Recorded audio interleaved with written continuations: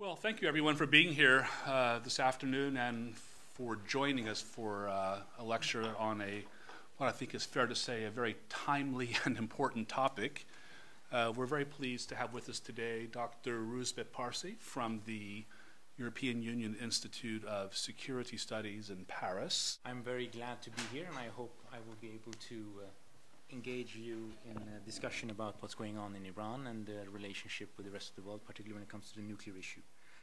First of all, I also have to say, considering what we're going to discuss, that I work for the European Union, but I do not represent the European Union. I work at an institute that has intellectual independence, so my job is not to toe any particular party line or official diplomatic line, for that matter. As you probably all know, Iran had very divisive presidential elections in 2009, and basically what we've had since then is the opening up of many of the structural problems and fissures that you have in Iran since the revolution in 1970. So we have to remember that while some of these things are things happening on the surface, underlying many of them are some structural deficiencies that would come out and do repeatedly on a regular interval, if you will, come out and show themselves. Iranian version of the babushka model, because inside each doll is another little doll. What the conservatives had in common was their dislike of the reformists.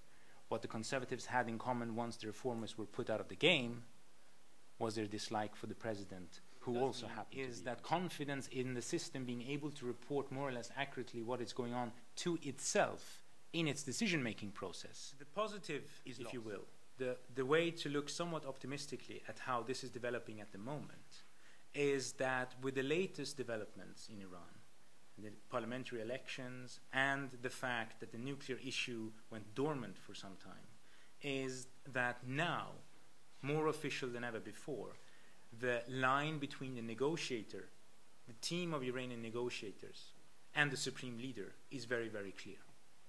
I think that is one of the most important signals that we've gotten in this last 6 months, is that we're now not talking about someone who has to go home and report to the president first or someone else or play that game. This goes directly to Supreme Leader Ayatollah Khamenei. I think one of the things I want to point at here that is very important is that as far as I can see, there are some structural policy problems here.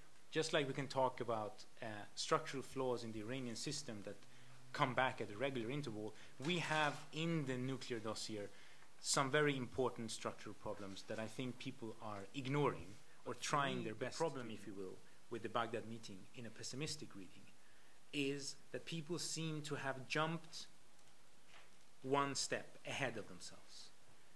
Because coming to a negotiation is not the same thing as folding. Because there is a certain, if you will, structural stubbornness to how the Iranians see these things. Whether it's for ideological reasons or because of their own assessment of their strengths, which of course can be erroneous, but nonetheless, the idea that they will come and just give in, I think, is delusional.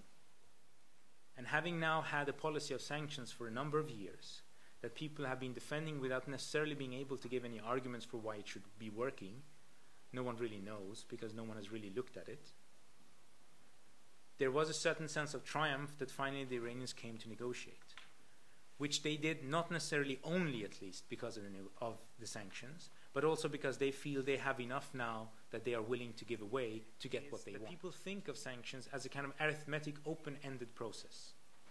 The more sanctions, the more pressure, the more concessions you can extract from the other side, which means that the more, the better. I don't think it works that way. I think the Iranians are not going to fold. They have their own set of goals that they want to achieve, and they think, I'm not sure they're right, but they think they can slug this through. They can muddle through all these economic sanctions, etc. And it seems at least they're willing to try.